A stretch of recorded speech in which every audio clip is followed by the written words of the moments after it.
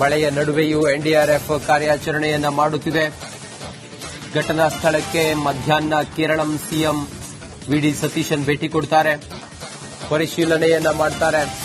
Already ಮಾಹಿತಿನ ಪಡ್ಕೊಂಡಿದ್ದಾರೆ Kerala CM VD Satheesan.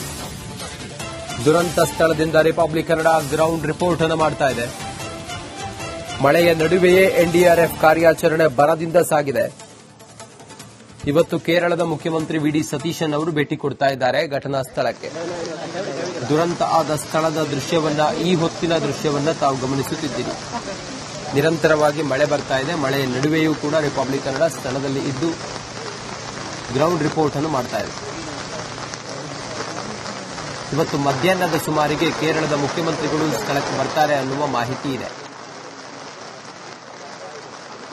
ದುರಂತ ನಡೆದ ಸ್ಥಳದಿಂದ, ಭೂಕುಸಿತ ಆಯ್ತಲ್ಲ, ಆ ಸ್ಥಳದಿಂದ ನಮ್ಮ ಪ್ರತಿನಿಧಿ ವಿನೋದ್ ನೇರ ಸಂಪರ್ಕದಲ್ಲಿ ಹೆಚ್ಚಿನ ಮಾಹಿತಿಯನ್ನು ಕೊಡ್ತಾರೆ. ವಿನೋದ್, ಈ ಹೊತ್ತಿಗೆ ರಕ್ಷಣಾ ಕಾರ್ಯಾಚರಣೆ ಎಷ್ಟು ಭರದಿಂದ ಸಾಗಿದೆ?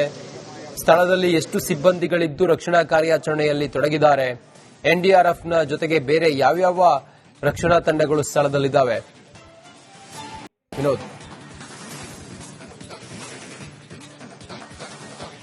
ರಂಜಿತ್, ಈಗಾಗಲೇ ಬೆಳಿಗ್ಗೆಯಿಂದಲೂ ಕೂಡ ಇಡೀ ರಾತ್ರಿ ಮಳೆ ಬಂದಿದೆ. ಬೆಳಿಗ್ಗೆಯಿಂದಲೂ ಕೂಡ ಮಳೆ ಮತ್ತೆ ಆರಂಭ ಆದ ಕಾರಣಕ್ಕಾಗಿ ಈಗಾಗಲೇ ಎನ್ಡಿಆರ್ಎಫ್ ಸಿಬ್ಬಂದಿಗಳು ಇಲ್ಲ ಕೇವಲ ಒಂದು 15-20 ನಿಮಿಷ ಮುಂಚೆ ಸ್ಥಳಕ್ಕೆ ಆಗಮಿಸಿ ಈಗಾಗಲೇ ಘಟನೆ ನಡೆದಂತಹ ಸ್ಥಳ ಏನಿದೆ, ಸುರಂಗ ಮಾರ್ಗಕ್ಕೆ ಕೆಲಸ ಮಾಡುವಂತಹ ಸ್ಥಳ ಏನಿದೆ, ಆ ಒಂದು ಸ್ಥಳದಲ್ಲಿ ಈಗಾಗಲೇ ಏನು ರಕ್ಷಣಾ ಕಾರ್ಯವನ್ನು ಈಗಾಗಲೇ ಮುಂದುವರಿಸಿರುವಂತದ್ದು ದೃಶ್ಯ ಗಮನಿಸ್ತಾ ಇರಬಹುದು. ಈಗಾಗಲೇ ಒಂದು ಕಡೆ ಮಳೆ, ಮತ್ತೊಂದು ಕಡೆ ಮಂಜು ಇರೋ ಕಾರಣಕ್ಕಾಗಿ ಈಗಾಗಲೇ ದೂರದಲ್ಲಿರುವಂತದ್ದು ಅಸ್ಪಷ್ಟವಾಗಿ ಕಾಣ್ತಾ ಇರುವಂತದ್ದು.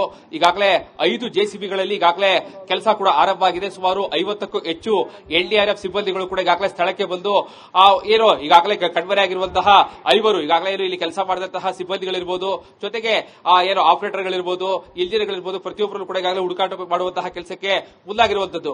ಈಗಾಗಲೇ ಏನು ಬೆಳಿಗ್ಗೆಯಿಂದ ದೊಡ್ಡ ಮಟ್ಟದ ಮಳೆ ಒಂದ್ ಕಡೆ ಆದ್ರೆ, ಇಲ್ಲಿ ಮತ್ತೊಂದು ಕಡೆ ಸಾಕಷ್ಟು ದೊಡ್ಡ ಮಟ್ಟದ ಏನು ಸುರಂಗ ಮಾರ್ಗಕ್ಕೆ ಏನು ಮಾಡುವಂತಹ ಕೆಲಸ ಮಾಡುವ ಸಂದರ್ಭದಲ್ಲೂ ಕೂಡ ಆ ಒಂದು ಮಣ್ಣಿನ ರಾಶಿ ಏನಿತ್ತು, ಆ ಒಂದು ಮಣ್ಣಿನ ರಾಶಿಯನ್ನು ತೆಗೆದು ಹಾಕುವಂತಹ ಕೆಲಸಕ್ಕೆ ಈಗ ಮುಂದಾಗಿರುವಂತದ್ದು.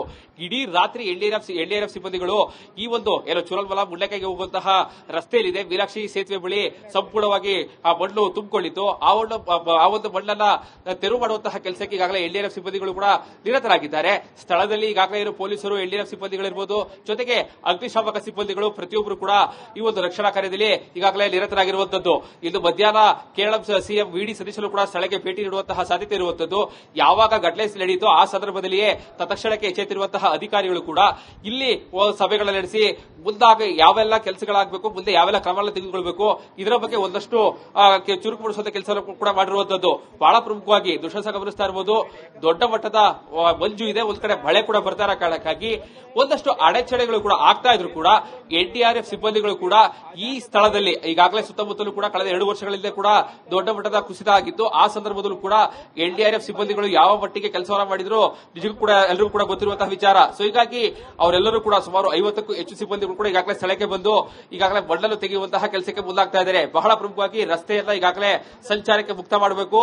ಜೊತೆಗೆ ಯಾರು ಕೂಡ ಇಲ್ಲೂ ಕೂಡ ಸಾಕಷ್ಟು ದೊಡ್ಡ ಮಟ್ಟದ ಪ್ರಮಾಣದಲ್ಲಿ ಮಳೆ ಆಗ್ತಾ ಇದೆ, ಜೊತೆಗೆ ಸಾಕಷ್ಟು ದೊಡ್ಡ ಮಟ್ಟದ ಮಣ್ಣಿನ ರಾಶಿ ಒಂದು ಕಡೆ ಇರೋ ಕಾರಣಕ್ಕಾಗಿ ಯಾರು ಕೂಡ ಈ ಮಾರ್ಗದಲ್ಲಿ ಸಂಚಾರ ಮಾಡಬಾರದು. ಆದ್ರೆ ಅಗತ್ಯ ವಸ್ತುಗಳಿರಬಹುದು, ಜೊತೆಗೆ ರಕ್ಷಣಾ ಕಾರ್ಯಕ್ಕೆ ಯಾವುದೇ ರೀತಿ ತೊಂದರೆಗಳಾಗಬಾರದು ಅಂತೇಳಿ ಸಂಚಾರ ಮುಕ್ತ ಮಾಡಬೇಕು ಅಂತೇಳಿ ಒಂದಷ್ಟು ಮುಂಜಾಗ್ರತಾ ಕ್ರಮಕ್ಕಾಗಿ ಈಗಾಗಲೇ ರಸ್ತೆಯನ್ನು ತಿರುವು ಮಾಡೋದಕ್ಕೆ ಕೆಲಸಕ್ಕೆ ಈಗಾಗಲೇ ಇಲ್ಲಿ ಸಿಬ್ಬಂದಿಗಳು ನಿರತರಾಗಿರುವಂತದ್ದು.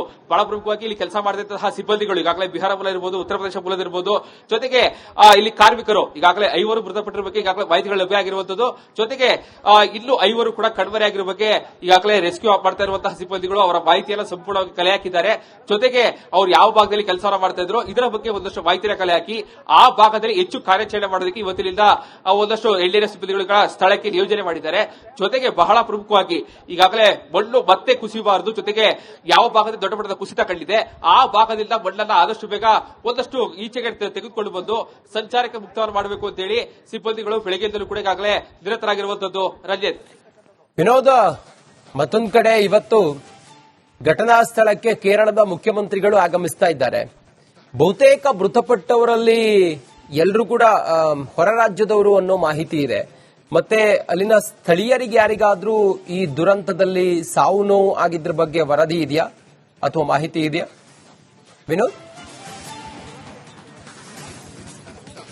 ರಜತ್, ಯಾವಾಗ ಘಟನೆ ರಜತ್, ಬಹಳ ಪ್ರಮುಖವಾಗಿ ಘಟನೆ ಯಾವಾಗ ನಡೆಯಿತು, ತತ್ಕ್ಷಣದಲ್ಲಿ ಎಚ್ಚೆತ್ತಿರುವಂತಹ ಕೇರಳ ಸರ್ಕಾರ ಈಗಾಗಲೇ ಎನ್ಡಿಆರ್ಎಫ್ ಸಿಬ್ಬಂದಿಗಳಿರ್ಬೋದು, ತತ್ಕ್ಷಣಕ್ಕೆ ಜೊತೆಗೆ ವಯನಾಡಿನ ಉಸ್ತುವಾರಿ ಸಚಿವರಾದಂತಹ ಅವರು ಕೂಡ ಸ್ಥಳಕ್ಕೆ ಭೇಟಿ ಕೊಟ್ಟು ಬಹಳ ಪ್ರಮುಖವಾಗಿ ಅವರು ಕೊಟ್ಟಿರುವಂತಹ ಸ್ಟೇಟ್ಮೆಂಟ್, ಇದು ಪ್ರಕೃತಿ ವಿಕೋಪದಿಂದ ಆಗಿರುವಂತಹ ದುರ್ಘಟನೆ ಅಲ್ಲ, ಮನುಷ್ಯರಿಂದ ಆಗಿರುವಂತಹ ಕೆಲಸ. ಯಾಕಂತಂದ್ರೆ ಮಣ್ಣಿನ ಆ ಒಂದು ಸ್ಥಳದಿಂದ ಬೇರೆ ಕಡೆಗೆ ಶಿಫ್ಟ್ ಮಾಡಿದ್ರೆ ಈ ರೀತಿಯಾದಂತಹ ಘಟನೆ ನಡೀತಾ ಇರಲಿಲ್ಲ ಅಂತ ಹೇಳಿ ದುಷ್ಟಸ ಗಮನಿಸ್ತಾ ಇರಬಹುದು. ಸುತ್ತಲೂ ಕೂಡ ಯಾವ ರೀತಿಯಾದಂತಹ ಸುತ್ತ ಬೆಟ್ಟ ಗುಡ್ಡಗಳಿದೆ ಅಂತ ಹೇಳಿ, ಆ ಚೂರಲ್ಮಲ ಮತ್ತು ಮುಳ್ಳೆಕೆಗೆ ಹೋಗುವಂತಹ ಸ್ಥಳ ಏನಿದೆ, ಸುತ್ತಲೂ ಕೂಡ ದೊಡ್ಡ ಮಟ್ಟದ ಬೆಟ್ಟ ಇರುವಂತಹ ಸ್ಥಳ ಇದಾಗಿದೆ. ಸೊ ಹೀಗಾಗಿ ಪ್ರಕೃತಿಯ ಸೌಂದರ್ಯವನ್ನು ಸೇರೋದಕ್ಕೆ ಸಾಕಷ್ಟು ಪ್ರವಾಸಿಗರು ಕೂಡ ಈ ಒಂದು ಸ್ಥಳಕ್ಕೆ ಬರುವಂತದ್ದು. ಬೆಪ್ಪಾಡಿಯಿಂದ ಈಗಾಗಲೇ ಚೂರಲ್ಮಲ ಇರಬಹುದು, ಮುಳ್ಳೆಕಾಯಿ ಇರಬಹುದು, ಈ ಒಂದು ಸ್ಥಳಗಳಲ್ಲಿ ಈಗಾಗಲೇ ಪ್ರವಾಸಿಗರ ದೊಡ್ಡ ಮಟ್ಟದಲ್ಲಿ ಬರ್ತಾರೆ. ದೊಡ್ಡ ಮಟ್ಟದ ಬೆಟ್ಟ ಗುಡ್ಡಗಳಿರ್ಬೋದು, ಜೊತೆಗೆ ಬೆಟ್ಟದ ಮೇಲೂ ಕೂಡ ಈಗಾಗಲೇ ಮನೆಗಳು ಕೂಡ ಇದೆ. ಸೊ ಹೀಗಾಗಿ ಎಲ್ಲೋ ಒಂದು ಕಡೆ ಮಣ್ಣು ಕುಸಿದ ಸಂದರ್ಭದಲ್ಲೂ ಕೂಡ ಈಗಾಗಲೇ ಕೇರಳ ಸರ್ಕಾರ ಈಗಾಗಲೇ ಏನು ಈ ಒಂದು ಟನಲ್ ಏನು ಟ್ವಿನ್ ಟನಲ್ ಕಾಮಗಾರಿ ನಡೀತಾ ಇತ್ತು, ಆ ಸಂದರ್ಭದಲ್ಲೂ ಕೂಡ ಈಗಾಗಲೇ ಏನು ತತ್ಕ್ಷಣಕ್ಕೆ ಯಾವೆಲ್ಲ ಕ್ರಮವನ್ನು ತೆಗೆದುಕೊಳ್ಳಬೇಕು, ಜೊತೆಗೆ ಮುಂದೆ ಈ ಒಂದು ಕಾಮಗಾರಿ ಯಾವ ರೀತಿಯಲ್ಲಿ ನಡೆಯಬೇಕು, ಇದರ ಬಗ್ಗೆ ಒಂದಷ್ಟು ಮಾಹಿತಿಯನ್ನು ಈಗಾಗಲೇ ಏನು ಅಧಿಕಾರಿಗಳು ಕಲೆ ಹಾಕಿದ್ದಾರೆ. ಇವತ್ತು ಖುದ್ದು ಮಧ್ಯಾಹ್ನದ ವೇಳೆಗೆ ಕೇರಳ ಏನು ಸಿಎಂ ವಿ.ಡಿ. ಸತೀಶ್ ಅವರು ಕೂಡ ಸ್ಥಳಕ್ಕೆ ಭೇಟಿಯನ್ನು ಕೊಡ್ತಾರೆ. ಆ ಒಂದು ಸಂದರ್ಭದಲ್ಲಿ ಹಿರಿಯ ಅಧಿಕಾರಿಗಳು ಜೊತೆಗೆ ಈ ಒಂದು ಪ್ರಾಜೆಕ್ಟ್ ಎಲ್ಲ ತೆಗೆದುಕೊಂಡಿರುವಂತವರಿಂದ ಸಾಕಷ್ಟು ಮಾಹಿತಿಯನ್ನು ಪಡೆದುಕೊಳ್ತಾರೆ.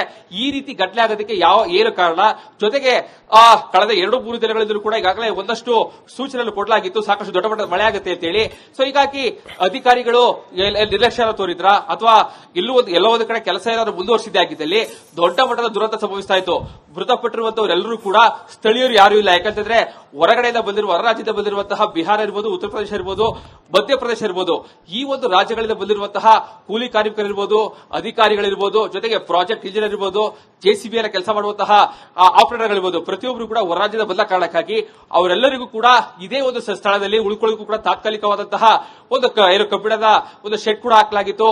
ಎಲ್ಲವೂ ಕೂಡ ಈಗಾಗಲೇ ಆ ಒಂದು ಕಬ್ಬಿಣದ ಶೆಡ್ಗಳು ಕೂಡ ಸಂಪೂರ್ಣವಾಗಿ ಮಣ್ಣಿನಲ್ಲಿ ಮುಳುಗೋಗಿರುವಂತದ್ದು. ಬಹುತೇಕ ಎಲ್ಲರೂ ಕೂಡ ಈಗಾಗಲೇ ಬೇರೆ ಸ್ಥಳಗಳಿಗೆ ಶಿಫ್ಟ್ ಮಾಡುವಂತಹ ಕೆಲಸಕ್ಕೆ ಈಗಾಗಲೇ ಸಿಬ್ಬಂದಿಗಳು ನಿರತರಾಗಿದ್ರು ಕೂಡ ಕಣ್ಮರೆಯಾಗಿರುವಂತಹ ಸುಮಾರು 5 ಜನ ಈಗಾಗಲೇ ಗುರುತು ಮಾಡಲಾಗಿದೆ. ಅವರ ಹೆಸರು, ವಿಳಾಸ ಪ್ರತಿಯೊಂದು ಕೂಡ ಈಗಾಗಲೇ ಇಲ್ಲಿನ ಸಿಬ್ಬಂದಿಗಳು ಕಲೆ ಹಾಕುವ ಮೂಲಕವಾಗಿ ಸಾಕಷ್ಟು ಒಂದಷ್ಟು ಕ್ರಮಗಳನ್ನು ತೆಗೆದುಕೊಳ್ಳೋದಕ್ಕೆ ಈಗಾಗಲೇ ಮುಂದಾಗಿದ್ದಾರೆ.